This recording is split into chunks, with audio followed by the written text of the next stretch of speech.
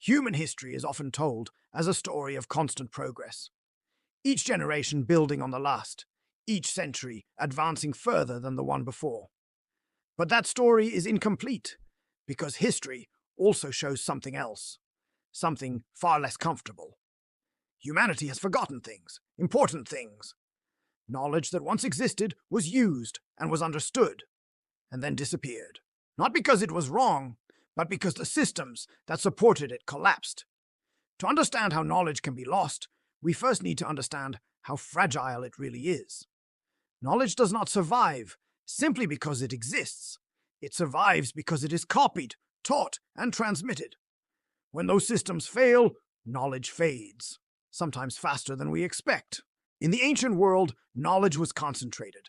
A small number of scholars, engineers, physicians, and scribes preserved and expanded what societies knew about mathematics, astronomy, medicine, architecture, and mechanics. Libraries were not just buildings, they were institutions supported by states, rulers, and stable economies. When those structures weakened, knowledge became vulnerable. One of the most famous symbols of lost knowledge is the ancient library of Alexandria. Founded in the early Hellenistic period, it was not a single library in the modern sense, but a research center designed to gather texts from across the known world. Greek mathematics, Babylonian astronomy, Egyptian engineering, medical treatises, philosophical works. Scholars copied, compared, and debated texts, creating a shared intellectual foundation.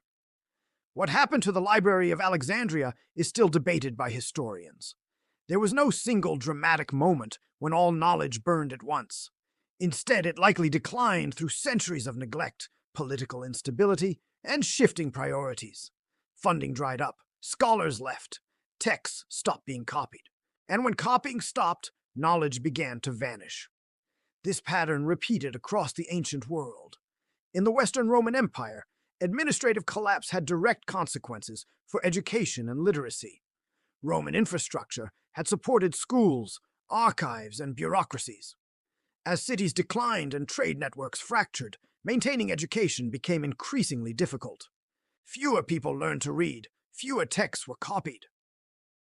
Technical knowledge became localized and fragmented. Importantly, this was not a sudden, dark age everywhere. In the Eastern Roman Empire, many traditions continued. In the Islamic world, ancient Greek and Roman texts were preserved, translated, and expanded upon. But in Western Europe, access to classical knowledge narrowed dramatically. Consider engineering. Roman builders understood concrete, arches, aqueducts, and road systems at a massive scale. After the fall of centralized Roman authority, many of these techniques were no longer widely used, not because people forgot they existed, but because large-scale coordination, resources, and institutional memory disappeared. Building an aqueduct is not just about knowing how. It requires engineers, skilled labor, funding, and long-term political stability. Without those, knowledge becomes impractical. Medicine followed a similar path. Ancient physicians like Hippocrates and Galen developed detailed medical theories based on observation and practice. Their work survived in parts, but without consistent education systems, medical knowledge became simplified. Treatments were preserved, but theoretical understanding often stagnated. Recovery took centuries. Mathematics, too, suffered interruptions. Advanced geometry, astronomy, and mechanics existed in the ancient world. But without sustained scholarly communities, progress slowed. What had once been cutting edge became obscure. One of the most important lessons here is that knowledge loss does not require destruction. It requires neglect. Texts rot. Languages change. Skills disappear when no one practices them. Knowledge survives only when societies actively value and maintain it. The slow recovery of ancient knowledge began in earnest during the later Middle Ages. Translations of ancient texts re-entered Western Europe through contact with the Islamic world. Universities emerged as new institutions for learning. Printing revolutionized reproduction. Knowledge became harder to lose, but never impossible. The Renaissance did not rediscover ancient knowledge from nothing.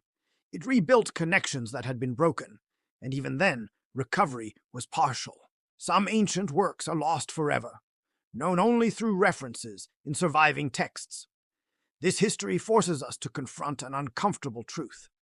Progress is not guaranteed. Knowledge is not permanent. Civilizations do not simply advance. They maintain, lose, and recover understanding based on the stability of their institutions. The ancient world reminds us that brilliance can exist without permanence, and that preservation is just as important as discovery.